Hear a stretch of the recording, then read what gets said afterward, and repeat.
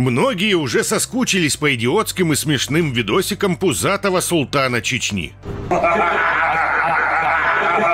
Кадыров давно не радовал публику своими дондончиками. Не катается на кибертраке, не угрожает Лондону и даже никого не заставляет извиняться. Ты не человек, ты просто шайтан. Если это ты мне пишешь, я найду тебя, да. Кадыров исчез из информационного и политического пространства. И снова поползли слухи о скорой кончине конченого террориста. Есть большая вероятность того, что у Рамзанчика обострение старой тяжелой болезни, которая чуть не убила его в 2023-м. Все это, простите, я вам очень благодарен за то, что вы делаете. Сделано мало, надо делать больше. Тогда кремлевскому пехотинцу удалось на какое-то время обмануть смерть. Возможно, она просто не смогла вытащить его в дверной проем.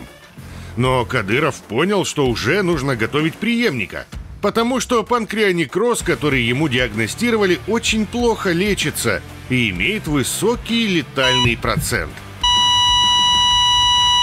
В кабинетах чеченских чиновников вешают портреты 17-летнего Адама Кадырова. Как выяснила «Новая газета Европа» в своем новом расследовании, состояние здоровья главы Чечни Рамзана Кадырова снова ухудшилось. Он перестал выезжать из Грозного и почти все время проводит в больнице. Как бы Рамзан ни пытался показать, что с ним все хорошо и он бодрячком, все поняли, что это уже ходячий труп, и нужно начинать делить тушу Дондона. Особенно хорошо это понимают в Кремле, потому что от лояльного режима в Чечне зависит стабильность всего Кавказа.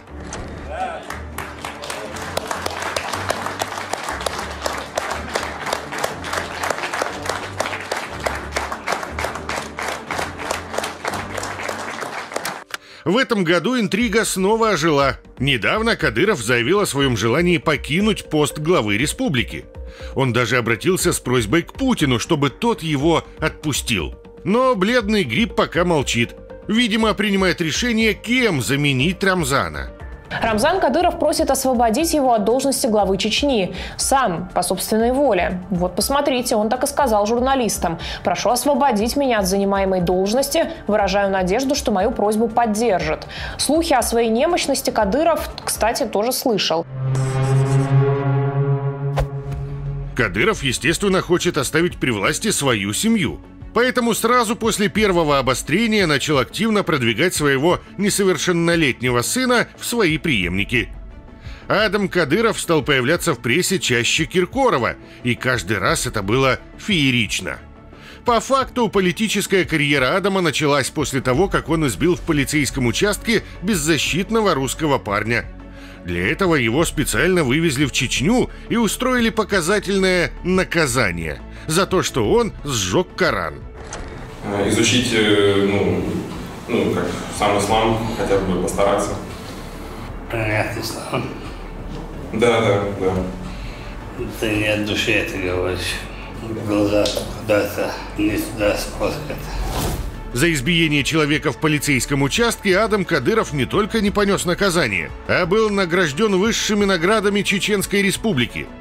Более того, после этого на Дондона-младшего награды посыпались, как из-под хвоста золотой антилопы. Трудовая доблесть России награждает орденами. Трудовая доблесть России за ратный труд во славу Отечества. Начальника отдела обеспечения безопасности главы Чеченской Республики Кадырова Адама Рамзановича. Кремль никак не отреагировал на вытирание ног о законы России и просто наблюдал за этой буфонадой. Зет-патриоты и другие русские нацисты, конечно, возмутились, но дальше телеграм-каналов их ярость благородная не вылезла. Все русские утерлись. Так и на взаимодействие с Абдиароновичем будет продолжаться в тех общих интересах, на которых мы договорились. И пусть никто не думает, что кто-то здесь испугался кого-то или кто-то под кого-то принудительно лег, такого нет и не будет. Конечно. Поверь мне. А Адам Кадыров продолжил утверждаться в качестве нового короля бурлеска.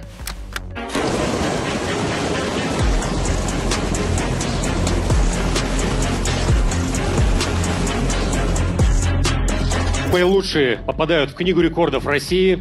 Тот сертификат, за который я держу в руках, был зафиксирован, установлен не сегодня, но тем не менее мы ждали подходящего момента, чтобы зафиксировать и вручить сертификат.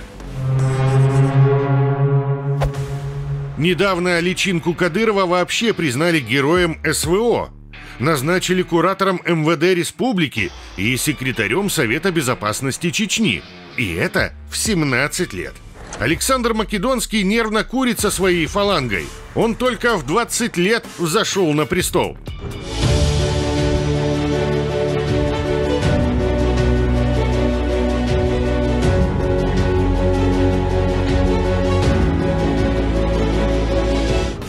Это не может не раздражать кремлевских силовиков. Они буквально на молекулярном уровне ненавидят Кадырова и его клан. Их сдерживает только Пыня, который пытается балансировать между ФСБ и султанатом.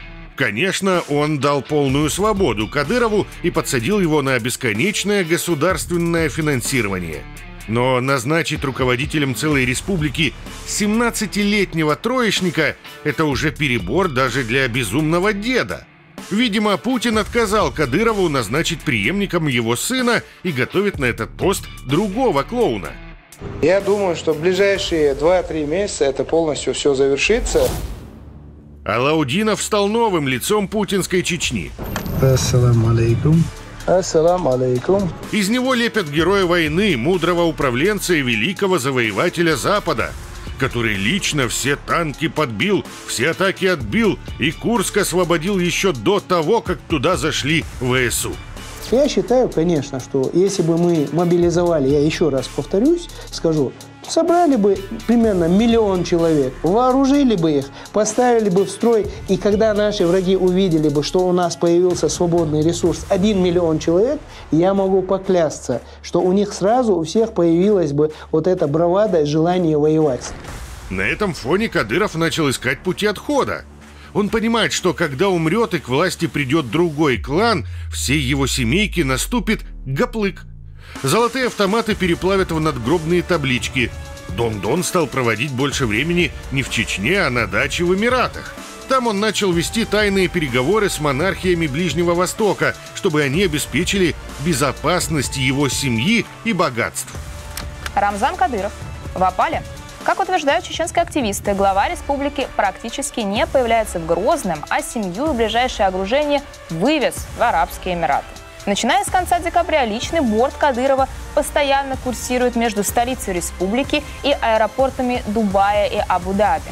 Под Кадыровым, кажется, зашаталось кресло. Такие сепаратные контакты очень сильно разозлили Кремль, потому что теперь уже непонятно, кому Кадыров более лоялен – арабским шейхам или питерской подворотне. Ответ очевиден. Как результат, Кремль начал мстить. Свои должности потеряли самые близкие Рамзана. Старшая дочь главы Чечни Айшат Кадырова в феврале 25-го объявила об уходе с поста заместителя председателя правительства республики по социальным вопросам.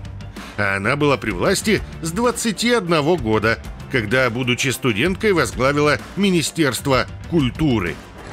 Чего, блядь? С госслужбы ушли 2 другие дочери Кадырова – Хутмат и Хадижат. Плюс ко всему, странным мистическим образом из публичного поля исчез личный палач Кадырова Адам Делимханов. Он все еще числится депутатом Госдумы, но где он сейчас и чем занимается, неизвестно.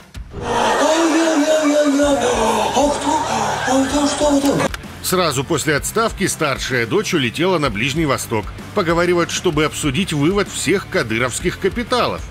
Главный запасной аэродром для чеченского Скруджа – это Катар. Дон-Дон действительно начал спешить, потому что в начале этого года его состояние здоровья снова резко ухудшилось. По свидетельствам, глава Чечни теперь регулярно торчит в клинике Аймед. Фактически переехал туда на ПМЖ. Передвигается на своем кортеже только по Грозному, а для дальних поездок использует вертолет санитарной авиации. На работу Дон-Дончик тоже не выходит. Он делегировал все свои функции главе местного правительства Магомеду Даудову. В Киеве, где все ждут распада Российской Федерации, в том числе, там, сказать, загорание Северного Кавказа, воспламенение Северного Кавказа, сейчас, в общем, наверное, там хлопают пробками от шампанского. Чечня начинает бурлить.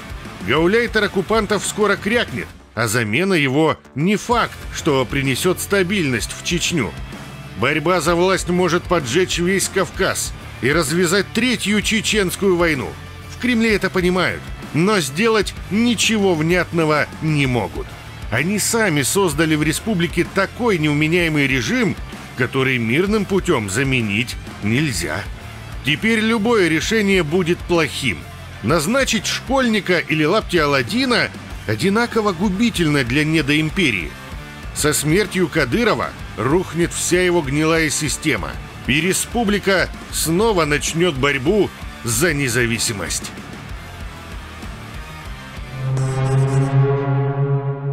Хочу напомнить, что это видео создано для развлекательных целей и содержит элементы сатиры и иронии. Все факты и события поданы в гиперболизированной или преувеличенной форме, чтобы передать комический или драматический эффект. Мы не преследуем цель вводить в заблуждение, а лишь делаем акцент на юмор. Пожалуйста, воспринимайте это с улыбкой.